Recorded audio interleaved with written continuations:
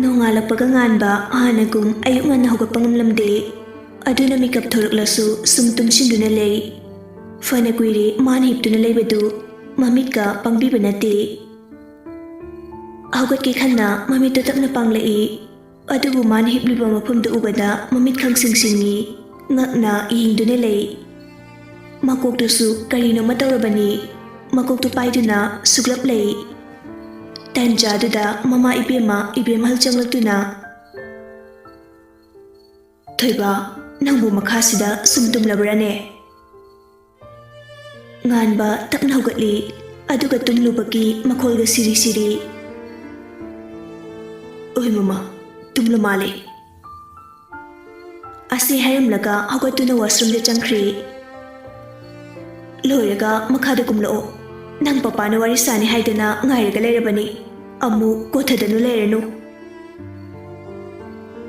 nganba mamana haridu tai magi mapana magi wari sananingi haribadu kari wari sarakani haiba adum khanglabani ngarang mana ngauraga lakhibadugi soidana oini haiba tande mande tawraga thori mana thorakpada sofa kada mapa ibungo sanatomba phamduna leirami satamdu saubusu mande haraubusu mande itingtingba sakphamda phamduna khabar paduna leirami phamu khabardu leiriba table du thamkraga machadi ingduna harakpani nganbasu atopa single sofa du phammi sanatombana ngarang kai chaluba haure macha oibadu khumbangamde nahan makhaidi phubani machana lamhenbada adubu phubagi mahut ngasidi yam luba question oina hanglai asukluba wahang hangadaba orabadi phubana hena phaikhalai paukhum karisu piraktrabada khaidore karim khumdrade papa ngarangdi ai khra lankhri madugidamakta aibu ngakpiyo magi machase amukta mapa mamana ngangba chaibada lal haiba wahi amukta haikidri fana phu chaiduda tawrasu khangduna talakpa ngaktani makok haigatuna leiba ngaktani adubu magi machana itha thajadana ngakpiyo harakpasida mapa oibadu ngakpani ngakpa tabani mayamna thoini hena khanglaba nupani nganbasi karigi adumna tawbano amukta ni chasada manangna na sawpa puba ngamdana lakliribay maram kaygino khumde na pasi nontaduna adumaklay satamdu hanaga yamna manadra haiba mapa oibana irailai na khangba ngamkri machanupana fanalo na bahonarabasu thoiba matam kuirabaki tungda yam nungsina kawrai mapa oibana kuire asumna kaukidaba machasi lamhele khanbagi phubuna magi thoudam oirapani adubu machana phataba nisasarame haiduna ngasidi phubagi mahut nungsina kawrapasida nganba mapungni nungsini inglai sanatomba tapna yamna tapna thoiba ichagi ningba thungdaba kari leirabagi papada hayu ichana dumna thamoi kairaga leiraga papa hoina nungaigani khanbro papa hoina honariba pumnamak nangidamaktani nangbu phaningbagi papa na ngangbu chaibada warurabo thoiba mama mapana machabu kyam nungsi haiba nangdi khangkhiroi nungsimanbagini nakhoibu phuriba chaibado kariguma nungsiramdraba ngangamoi chairamoi phuramoi nungsidaba mida hana yengnabro nganba khumde mapagi nungsiba wahaituna nupa oiba magi khajai thakta marik chawrba pichin tharai nupa nabu khappaunabro khapkanu papa ahlali papa nacha amuk khana yu thaklaroi papa hoina yadaba thabaksu matum amuk toroi ai tasingna wakhal phathaba ngamlutri aigi wakhal si puba ngamtraduna toruba thabakni madugidamakta aibu ngakpiyo thongjin marumdagi mapa machagi wari taduna leramba mama ibe madu pirang lakta momondok lai ꯃꯄꯤꯗꯨ ꯁꯠ-ꯁꯠ ꯇꯩꯊꯣꯛꯏ꯫ ꯃꯥꯒꯤ ꯃꯆꯥꯅ ꯋꯥꯈꯜ ꯇꯥꯔꯛꯄꯒꯤ ꯍꯔꯥꯎꯕ ꯑꯃꯗꯤ ꯃꯥꯒꯤ ꯃꯆꯥ ꯇꯣꯝꯄꯣꯛꯅ ꯊꯃꯣꯏ ꯁꯣꯛꯅ ꯀꯞꯄꯒꯤ ꯋꯥꯖꯕ ꯑꯅꯤꯅ ꯄꯨꯟꯁꯤꯟꯗꯨꯅ ꯁꯅꯥꯇꯣꯝꯕ ꯃꯆꯥꯕꯨ ꯑꯃꯨꯛꯇꯪ ꯅꯨꯡꯁꯤꯅ ꯀꯣꯟꯗꯨꯅ "ꯊꯣꯏꯕ." ꯉꯥꯟꯕꯁꯨ ꯀꯞꯂꯤ꯫ "ꯄꯄꯥ." "ꯏꯆꯥꯅ ꯋꯥꯈꯜ ꯇꯥꯔꯛꯄꯗꯨꯅꯤꯅꯦ ꯄꯄꯥꯅ ꯃꯇꯝ ꯀꯌꯥꯗꯒꯤ ꯋꯥꯅ ꯉꯥꯏꯔꯛꯄ꯫ ꯄꯄꯥ ꯄꯦꯜꯂꯦ. ꯄꯄꯥ ꯁꯤꯔꯕꯁꯨ ꯌꯥꯔꯦ." ꯏꯕꯦꯝꯍꯜ ꯇꯞꯅ ꯆꯪꯂꯛꯇꯨꯅ "ꯊꯣꯏꯕ, ꯃꯃꯥꯅ ꯋꯥꯅ ꯉꯥꯏꯖꯕ ꯃꯤꯀꯨꯞꯇꯣ ꯉꯁꯤꯗꯤ ꯃꯤꯠꯃꯥꯡꯁꯤꯗ ꯂꯦꯞꯂꯔꯦ." ꯉꯥꯟꯕ ꯃꯄꯥꯒꯤ ꯃꯊꯥꯗꯒꯤ ꯊꯣꯛꯂꯛꯇꯨꯅ ꯃꯃꯥꯗ ꯌꯦꯡꯗꯨꯅ "ꯃꯃꯥ ꯍꯣꯏꯅ ꯍꯥꯏꯕ ꯌꯥꯔꯣꯀꯣ." "ꯃꯃꯥ ꯍꯣꯏꯅ ꯍꯥꯏꯕ ꯋꯥꯗ ꯌꯥꯗꯕ ꯀꯔꯤꯁꯨ ꯂꯩꯔꯣꯏꯌꯦ. ꯑꯩ ꯂꯣꯏꯅ ꯌꯥꯔꯒꯦ ꯃꯃꯥ. ꯅꯈꯣꯏꯅ ꯌꯥꯗꯕ ꯊꯕꯛ ꯑꯃꯨꯛ ꯍꯟꯅ ꯇꯧꯔꯔꯣꯏ. ꯅꯆꯥꯕꯨ ꯊꯥꯖꯕꯤꯌꯣ. ꯅꯆꯥꯅ ꯃꯃꯥ ꯑꯃꯗꯤ ꯄꯄꯥꯕꯨ ꯅꯨꯡꯉꯥꯏꯅ ꯊꯝꯒꯅꯤꯌꯦ. ꯀꯔꯤꯁꯨ ꯂꯩꯇ꯭ꯔꯕꯤ ꯃꯥꯒꯤꯗꯃꯛꯇ ꯑꯩꯒꯤ ꯄꯨꯟꯁꯤꯗ ꯇꯧꯗꯕ ꯉꯔꯥꯡ ꯇꯧꯈ꯭ꯔꯦ. ꯃꯇꯨꯡꯗ ꯑꯁꯤꯒꯨꯝꯕ ꯋꯥꯈꯜ ꯌꯥꯎꯗꯕ ꯊꯕꯛ ꯑꯩ ꯃꯇꯨꯡ ꯇꯧꯖꯔꯣꯏꯌꯦ ꯃꯃꯥ. ꯉꯔꯥꯡꯗꯣ ꯑꯩ ꯇꯁꯦꯡꯅ ꯋꯥꯈꯜꯁꯦ ꯄꯨꯕ ꯉꯝꯈꯤꯗꯕꯅꯤ. ꯑꯩꯕꯨ ꯑꯗꯨꯛ ꯂꯥꯏꯅ ꯁꯥꯟꯅꯔꯝꯕ ꯃꯥꯒꯤ ꯋꯥꯍꯩ ꯀꯌꯥꯕꯨ ꯃꯇꯝ ꯄꯨꯝꯕꯗ ꯊꯥꯖꯈꯤ. ꯏꯃꯥ ꯏꯄꯥꯒꯤ ꯋꯥꯍꯩ ꯀꯌꯥ ꯊꯥꯖꯗ꯭ꯔꯕꯁꯨ ꯃꯇꯝ ꯄꯨꯝꯕꯗ ꯃꯥꯒꯤ ꯋꯥꯍꯩꯗꯤ ꯑꯩꯅ ꯊꯥꯖꯗꯨꯅ ꯂꯥꯛꯈꯤꯕꯅꯤ. ꯑꯗꯨꯕꯨ ꯃꯥꯗꯤ ꯁꯛꯂꯣꯟ ꯄꯨꯕꯤ ꯑꯣꯏꯔꯝꯃꯤ. ꯃꯥꯒꯤ ꯑꯇꯣꯞꯄ ꯁꯛꯂꯣꯟ ꯑꯗꯨꯕꯨ ꯑꯩ ꯈꯪꯂꯨꯗ꯭ꯔꯦ. ꯑꯩꯒꯤ ꯑꯄꯪꯕ ꯊꯃꯣꯏ ꯑꯁꯤꯕꯨ ꯂꯥꯏꯅ ꯁꯥꯟꯅꯕꯤꯔꯝꯃꯤ." "ꯊꯣꯏꯕ." "ꯃꯃꯥ, ꯑꯩ ꯃꯥꯒꯤ ꯋꯥꯈꯜ ꯑꯃꯨꯛ ꯍꯟꯅ ꯈꯜꯂꯔꯣꯏꯌꯦ. ꯑꯩꯕꯨ ꯅꯨꯡꯁꯤꯗꯦ ꯍꯥꯏꯗꯨꯅ, ꯑꯩꯕꯨ ꯃꯇꯤꯛ ꯆꯥꯗꯦ ꯍꯥꯏꯗꯨꯅ ꯑꯩꯉꯣꯟꯗꯒꯤ ꯍꯦꯟꯅ ꯃꯇꯤꯛ ꯆꯥꯕ ꯑꯃ ꯌꯦꯡꯗꯨꯅ ꯆꯠꯈ꯭ꯔꯕꯤ ꯃꯥꯕꯨ ꯑꯩ ꯅꯤꯡꯁꯤꯡꯗꯨꯅ ꯃꯇꯝ ꯃꯥꯡꯍꯜꯂꯔꯣꯏꯌꯦ." ꯁꯅꯥꯇꯣꯝꯕꯅ "ꯑꯗꯨꯅꯤꯗꯅ ꯅꯨꯄꯥ ꯃꯆꯥ ꯍꯥꯏꯕꯗꯨ. ꯉꯁꯤꯗꯤ ꯄꯄꯥ ꯌꯥꯝ ꯍꯔꯥꯎꯏ. ꯃꯃꯥ, ꯉꯁꯤꯗꯤ ꯉꯥ ꯆꯥꯁꯤ. ꯑꯩ ꯉꯥ ꯑꯆꯧꯕ ꯑꯃ ꯂꯩꯔꯨꯒꯦ." "ꯑꯍꯣꯏ ꯃꯣꯏ ꯄꯥꯕꯨꯡ." "ꯇꯤꯜꯍꯧ ꯆꯅꯝꯒꯗꯣ ꯁꯦꯝꯃꯝꯃꯨ." ꯁꯅꯥꯇꯣꯝꯕ ꯐꯨꯛ ꯍꯧꯒꯠꯂꯒ ꯆꯠꯈꯤ. ꯏꯕꯦꯝꯍꯜꯁꯨ ꯀꯤꯆꯟꯗ ꯆꯪꯈ꯭ꯔꯤ꯫ ꯉꯥꯟꯕ ꯀꯥꯗ ꯇꯞꯅ ꯆꯪꯂꯛꯏ꯫ ꯇꯧꯐꯝ ꯈꯪꯗ ꯐꯣꯟꯗꯨ ꯂꯧꯊꯣꯛꯇꯨꯅ ꯌꯦꯡꯉꯤ꯫ ꯇꯧꯔꯝꯂꯤꯕ ꯋꯥꯔꯗꯨ ꯎꯕꯗ ꯃꯃꯤꯠ ꯂꯥꯎꯊꯣꯔꯛꯏ꯫ "ꯑꯣꯏ, ꯃꯣꯏꯗꯤ ꯑꯩꯒꯤ ꯋꯥꯔꯤ ꯅꯩꯅꯔ ꯃꯥꯜꯂꯦ." ꯉꯥꯟꯕ ꯒ꯭ꯔꯨꯞꯇꯨꯗ ꯆꯪꯗꯨꯅ "ꯑꯥꯏ ꯑꯦꯝ ꯕꯦꯛ." ꯚꯦꯂꯤꯛꯇꯨ ꯑꯣꯟꯂꯥꯏꯟ ꯂꯩꯔꯝꯕ ꯃꯥꯜꯂꯤ꯫ "ꯅꯪ ꯉꯔꯥꯡ ꯀꯩ ꯆꯠꯂꯨꯏ?" "ꯈꯤꯔꯦꯗ."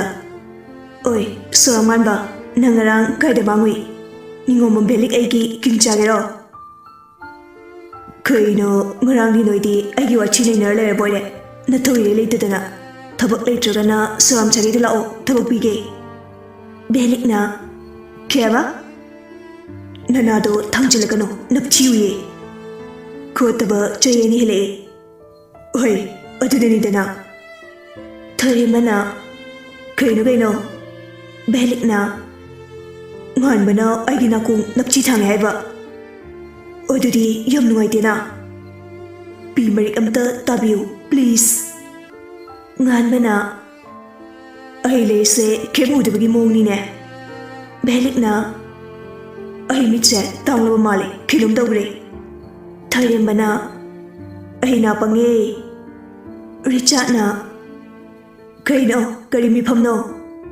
ꯚꯦꯂꯤꯛꯅ "ꯑꯣꯏ ꯁꯨꯝ ꯇꯥꯎ, ꯀꯔꯤ ꯃꯤꯐꯝꯅꯣ ꯍꯥꯏꯕ ꯈꯪꯂꯛꯀꯅꯤ."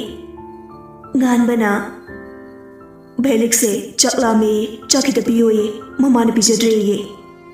ꯔꯤꯆꯥꯔꯠꯅ "ꯑꯣꯏ ꯚꯦꯂꯤꯛ, ꯑꯗꯨꯒꯤꯗꯤ ꯖꯣꯟ ꯋꯥꯔꯤ, ꯑꯩꯈꯣꯏꯗ ꯂꯥꯛꯑꯣ, ꯑꯣꯛꯆꯥꯛ ꯌꯥꯝ ꯂꯩꯌꯦ ꯉꯔꯥꯡ ꯂꯦꯟꯕꯒꯤ." ꯚꯦꯂꯤꯛ ꯀꯞꯄꯒꯤ ꯁ꯭ꯇꯤꯀꯔ ꯑꯃ ꯊꯥꯖꯤꯜꯂꯛꯏ꯫ ꯊꯣꯏꯔꯦꯝꯕꯅ "ꯀꯞꯄꯤꯅꯦꯅ ꯇꯧꯔꯤꯕ ꯁꯛꯇꯣ ꯌꯥꯝ ꯋꯥꯖꯩꯌꯦ." ꯑꯃꯨꯛꯁꯨ ꯀꯞꯄꯒꯤ ꯁ꯭ꯇꯤꯀꯔ ꯊꯥꯖꯤꯜꯂꯛꯏ꯫ "ꯅꯪ ꯀꯩꯗꯧꯔꯦ ꯍꯥꯏꯕꯅꯣ?" "ꯇꯣꯏꯂꯦꯠ ꯆꯪꯅꯤꯡꯉꯦ." ꯔꯤꯆꯥꯔꯠꯅ "ꯉꯥꯏꯈꯣ, ꯅꯪ ꯉꯔꯥꯡ ꯀꯥꯏ ꯆꯠꯂꯨꯏ? ꯁꯦꯡꯅ ꯍꯥꯏꯌꯨ. ꯀꯣꯜ ꯇꯧꯕꯁꯨ ꯄꯥꯏꯗꯦ, ꯃꯦꯁꯦꯖ ꯇꯥꯏ ꯍꯜꯂꯛꯇꯦ, ꯀꯩ ꯄꯥꯎ ꯂꯩꯒꯦ?" ꯉꯥꯟꯕ ꯃꯦꯁꯦꯖꯇꯨ ꯎꯕꯗ ꯇꯨꯃꯤꯟꯅ ꯂꯩ꯫ ꯃꯥ ꯃꯇꯥꯡꯁꯤꯗ ꯍꯥꯏꯕ ꯏꯀꯥꯏꯔꯦ꯫ ꯃꯣꯏꯒꯤ ꯃꯔꯨꯞꯅ ꯍꯟꯖꯤꯟ ꯍꯟꯖꯤൻ ꯍꯥꯏꯈ꯭ꯔꯒ ꯃꯥꯅ ꯊꯥꯖꯈꯤꯗꯕ ꯑꯗꯨꯒ ꯑꯣꯏꯔꯝꯂꯤꯕ ꯃꯇꯧꯗꯨꯒ꯫ ꯚꯦꯂꯤꯛꯅ Kayno tumi leibana kanaroye. Nganba group tagi thorei mate sengna haire khankre aduna moigi wa taba pamdri. Mamaidu makut ani changdana amuktang nanthei tanjaduda belik tu call tawrei. Nganba upai leita takna pai. Kayno okalegisna haide biarani sira ani ju supai bane sasadairo. Alo fau haidri harakliba belik isaudu. Nganba mamitu sutuna phone du manadagi khajik lukthoi. Richard na nganba tadro. Haidaba oire khaladuna nganba tapna. Oi thoiga break up tori. Makhata bu hang kano. Madugi pakhum aingonda leite. Belik na odu musan habi atro. Ai budi khangine soiduna kainani haiba. Richard hoisu nungaite fana fatte harasu marup amana wabada moisu nungaitaba phawi aduna tapna themjinbiba oina wahi khara hari kaisu kaluno nang sumadagi henbi amala khini nang bunung sidi haiduna chakribi magi damakta na sawhan na wasingano nganba ita thajadana mani phomdagi lakri basina oigi tumi yaiphabu oribani Mahabu ifamdagi pukriba isona ibu chanmani. Mahagi damakta ay limitagi pimarik ang mapawba takide. Taas tarwe. Beli, thajadaba amagaloy na. Tharemba na. Adunida na, hero haise. Richard monghada na. Nupa isidi, nupatok ni hingadabani. Kaya ginupi amagi damakta kapjaruni. Nganba topic to singing lamali sa dhari topic sense belik na machichik khipam naraga aujikta nangito phone jaga thine habdo duro beliki matang sadaba karandu nganba kar mali yari thamo asi herga call du fatka thali tutut lawu makhol duda belik nokmi Sorry, my door male. Richard na. Oi, gada. Matang chazada na karantawido yampoktre. Thoremba na. Thamoi karingi da wachi tordi bo. Chay sahudrido nang forbane. Belik na. Ngai ko se. Ngan ba phamungda tumin hiptuna ngihaki matung chak lori haituna chokpaw puraktuna chak sari. Thoiba, ngasidi school chakadra. Nganba chaksari do silaga. Chani papa. Sana tombana. Fare, chakto silo. Asumna mapa machado saksaminari. Asom dene nungsidu chak thimba hospital da lai. Rita nokmi. Ahima, ichala edana. Ichasu ihang waramani sidagi lawarsu yabani. Daniel na Mama, adum thinjaraksanuda. Mayamdu mangonda loina yenglai. Joy na Thoibadi school chakhibra. Nungsi tapna Oi kaka. Daniel Joy da happy yenglai. Mamit na kari no ingitaw nay. Joy tapna Bema, chakla mani adrabani. Kadai, semlo. Nang dum jaga ege chathok lurage. Bungo sina nang na khara pijaro. Nung si mamit laktung lagi yenglai. Rita na. Hoi, adumay na tawrasi. Daniel somdo onthok tu na noi. Rita chakadumana semkri. Nung si upay laita mina chaklami hairabani na. Daniel gi chaktu mani inbatari. Joy amadi Rita thokri. Nungsi tapna sangaktuna Daniel ki saksartu spoon na ko laga illi. Adubu Daniel maya kathurakte. Nungsi na Ketarage. Daniel karisukam lagte. Mami tu na spoon do deyingi. Nupi sidi khangbi banate ngakni induna lay. Daniel na Charoy.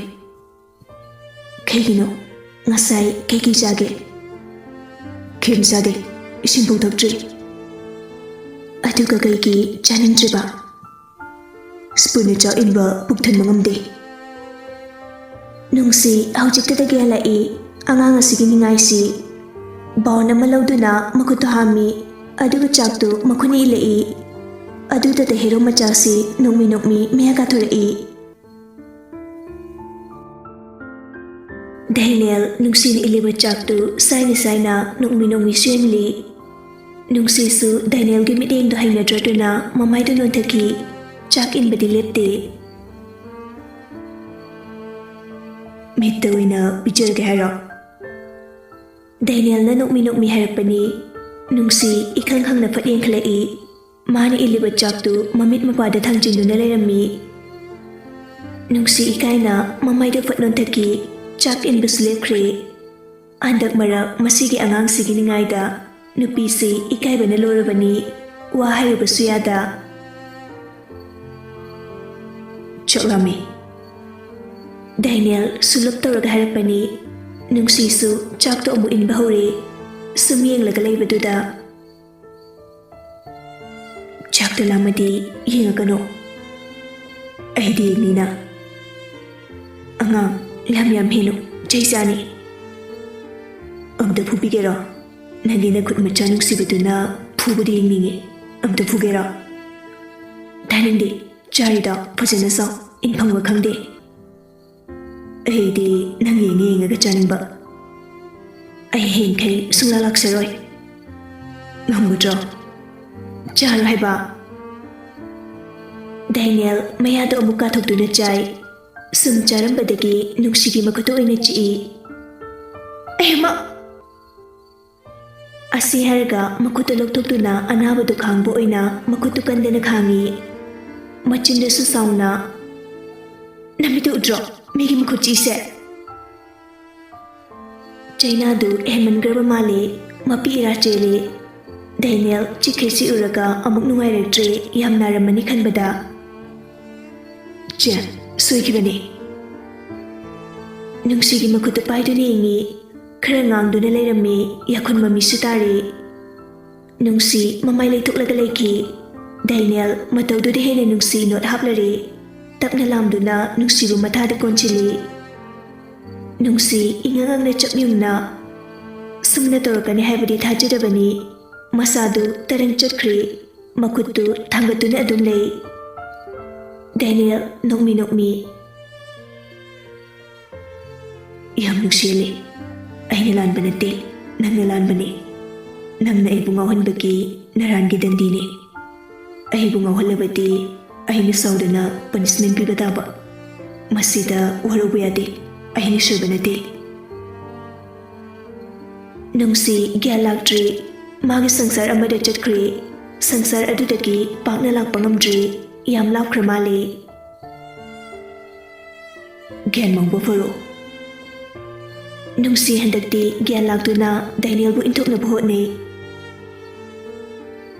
ꯉꯝꯂꯣꯏꯅꯦ ꯑꯩꯕꯨ ꯑꯁꯨꯛ ꯊꯤꯅ ꯋꯥꯍꯜꯂꯒ ꯆꯠꯀꯦ ꯇꯧꯕꯗꯤ ꯁꯤꯗꯒꯤ ꯍꯦꯟꯅ ꯁꯥꯊꯤꯕ punishment ꯄꯤꯔꯨꯔꯣ ꯍꯧꯖꯤꯛ ꯅꯨꯡꯁꯤ ꯄꯥꯈꯠꯅ ꯗꯥꯏꯅꯦꯜ ꯁꯦ ꯊꯥꯗꯣꯛ ꯏꯟꯗꯣꯝꯆꯥꯍꯣꯏ ꯆꯪꯂꯛꯑꯗꯤ ꯐꯔꯛ ꯇꯥꯅꯤ ꯍꯥꯏꯕꯅꯤ ꯑꯩ ꯏꯀꯥꯏꯖꯩ ꯍꯥꯏꯕ ꯅꯪꯗꯤ ꯃꯩ ꯊꯥꯕꯅꯤꯅ ꯏꯀꯥꯏꯔꯣꯏꯌꯦ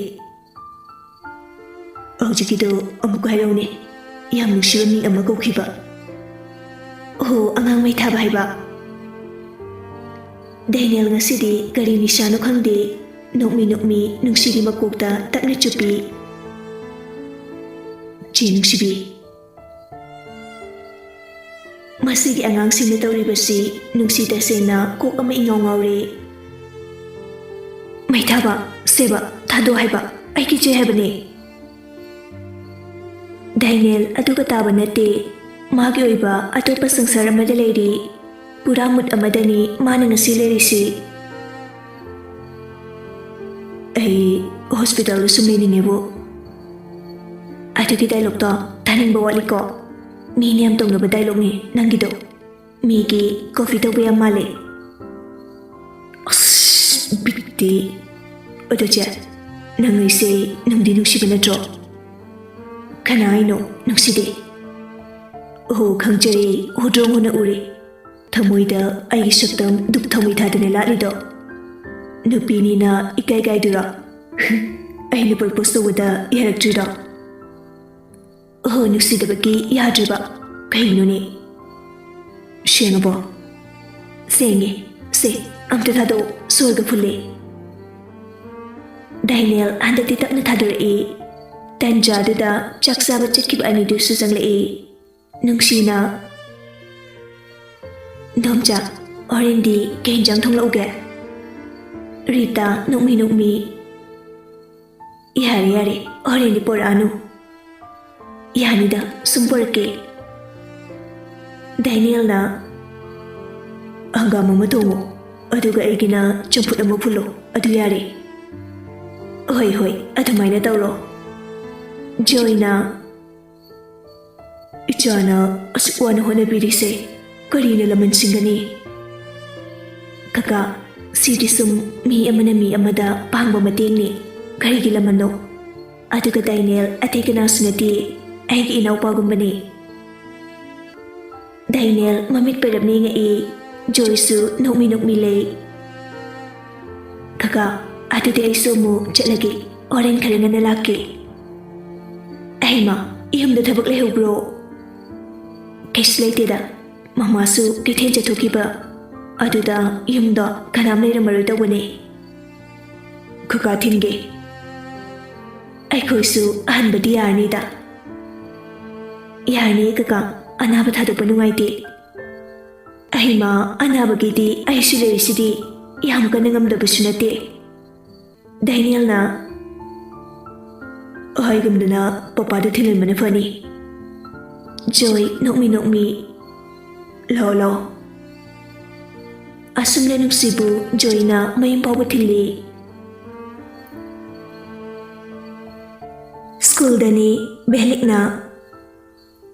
Nganba, nangandakti sogon bakara faro. Nupi kaina kibadaki henjulakti jalo. Tharembana.